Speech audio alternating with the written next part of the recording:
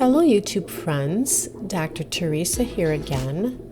Today I have a question from Chris W. and he wanted to know why I use a bare bottom tank for my dwarf seahorses. I first want to say there are definitely benefits to using some sort of substrate in an aquarium. For one, it creates places that good nitrifying colonizing bacteria can hang onto, and that will help keep the tank stable.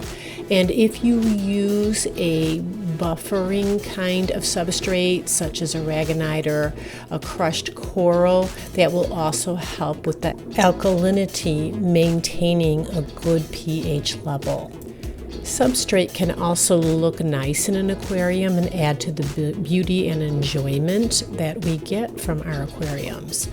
However, that said, I don't use substrate for a couple of reasons. One is, after talking with breeders, they don't use substrate in raising their seahorses.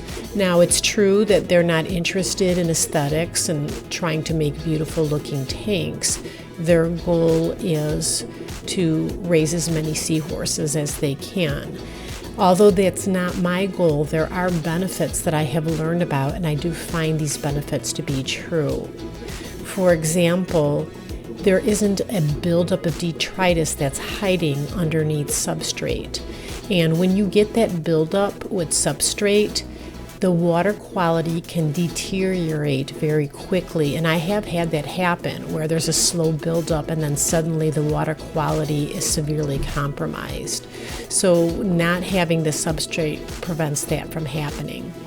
Also, the Dwarf Seahorse tank is so much easier to clean without the substrate in the bottom of the tank. So I can move my decor around very easily. I can vacuum up the bottom, which I do pretty much on a daily basis, and I can visibly see that the bottom is clean. And I have learned from the commercial breeders that cleanliness in an aquarium and of the equipment used to work with the seahorses is very important for success.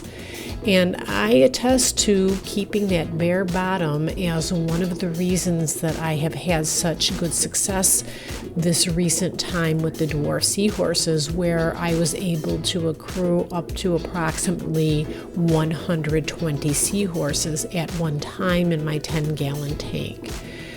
Now, it is a disadvantage in the sense as far as keeping the tank stable regarding the nitrogen cycle, because you don't have that buffer of substrate to hold on to that extra colonizing bacteria.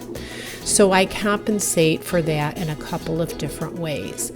One, I do let algae grow on the back wall of the aquarium, and I imagine to some degree that helps keep the tank stable because it's one more place that nitrifying bacteria can colonize, and it also provides a nice little area where copepods can live and breed and constantly be available in the tank. But I also have a large filter that I modified on my 10-gallon aquarium.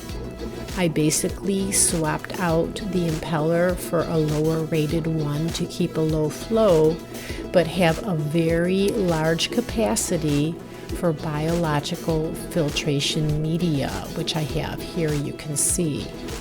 So that's how I compensate for it. Now, if a bare bottom is not for you and you don't like that look, certainly you can be successful using substrate.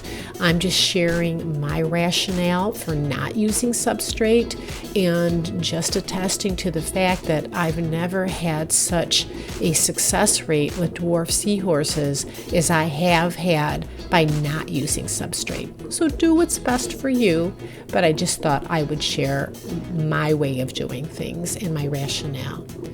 Thanks so much for watching. I always appreciate having you here with me. Take care.